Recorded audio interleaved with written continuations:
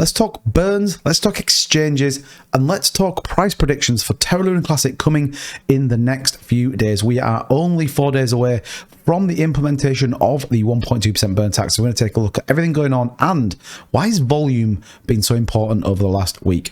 If you're invested in Terra Luna Classic and you like cryptocurrency, do me a favor and subscribe to the channel. Turn the notification bell on so you know when we upload a new video, or go live every night 9 p.m. GMT. And if you cannot wait for the 1.2% burn tax, smash the like button. Let's get it over 1,000 likes on this video. And with that being said, let's jump into what is going on. Well, here is what I wanted to bring you first and foremost. There has been lots of noise and lots of talk and everything about which exchange is doing what on Twitter and YouTube. So I'm going to bring you the cold hard facts. Here we go. Binance currently is going to do a burn tax on the 1.2% deposit and withdrawals, as is OKX, Kraken, Huobi, Bitrue, and Poloniex. They are what is going to be supporting the 1.2% burn tax on deposits and withdrawals only. On KuCoin, Mexi, and CoinIn. There's also Y5, which is a much smaller exchange here in the UK that is going to be burning for spot trades as well. So if you are thinking of buying Terra Luna Classic, or you have Terra Luna Classic to move it to one of these exchanges that are supporting the 1.2% burn tax. Now, my opinion is we will see one of these bigger exchanges go, and we only really need one. A lot of people think, yes, Binance hold a significant amount, but we don't need Binance by itself to make this a success. Some of these other exchanges will pick up volume as the community move over to theirs. We saw Mexi, like I said, has a 5x in terms of volume based on only doing the 1.2% burn tax. So it's going to be pretty interesting. Like I said, as we move towards it, I still think there is more to come with this. I still think there's going to be more exchanges coming this week. And as ever, I will bring you that up to date. So don't forget to follow me over on Twitter. The link is in the description down below. Now, let's talk a little bit about market prices. And equally, we called the pump today.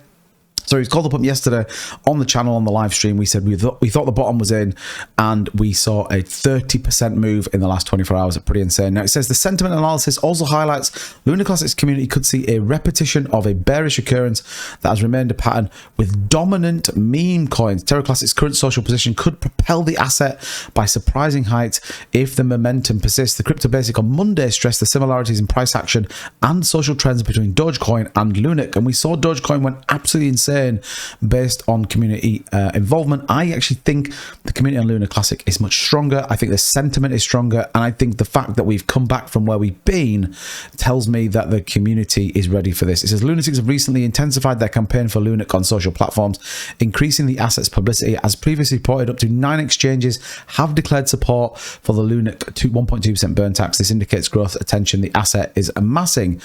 According to the sentiment, both Luna Classic and Dogecoin enjoyed an initial run-up before encountering flat consolidation, which we've seen, although we have seen a bit of a sell-off. After the consolidation, Dogecoin had a massive rally, starting the main craze. Now, here's the difference.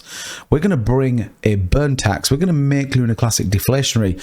And equally, think about how far we have come. So there is so much more coming to it than there is or was with Dogecoin.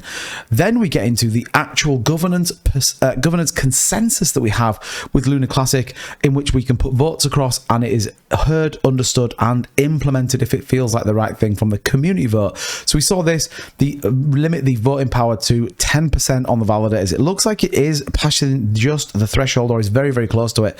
So it does like this could be one that potentially goes through. It ends in 16 hours. But what does it actually mean? Well, currently, all the validators have voting rights based on exactly this, so proposal details.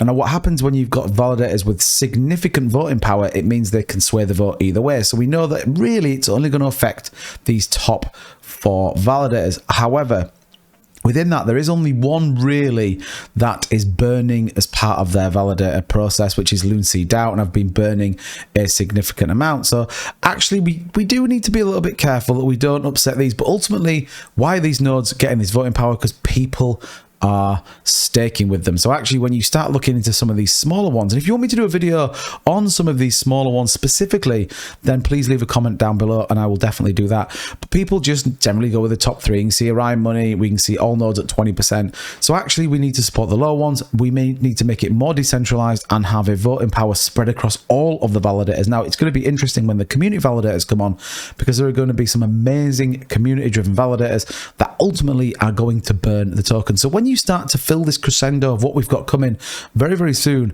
it suddenly starts to get pretty exciting. It suddenly starts to think no longer will we just be compared to Dogecoin. This is going to be like something I don't think cryptocurrency's ever seen before, and I hope potentially we never see again. Now, Terra Luna Classic, I do believe we'll get back to being a top 15, top 10 cryptocurrency. It is going to take time.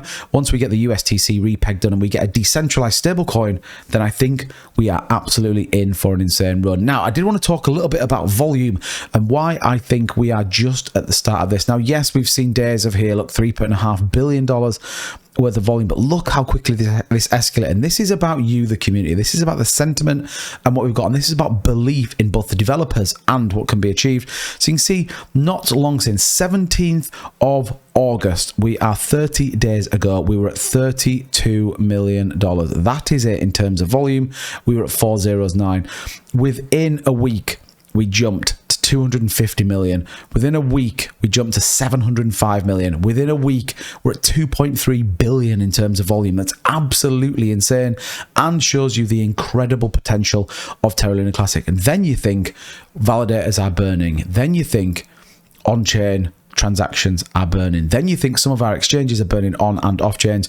All of a sudden, it builds into this absolutely unbelievable ecosystem where we are going to see Luna Classic deflate. We're going to see the price, in my opinion, go up, and we're going to see people FOMO into Luna Classic. So lots of exciting things to come over the next 4 or 5 days. Make sure you smash that like button, subscribe to the channel to stay up to date as we build towards the launch of the 1.2% burn tax, and we will be live streaming that on this channel, so you're definitely not going to want to miss it. Like I said, thank you for all the support, and I'll see you guys in the next video.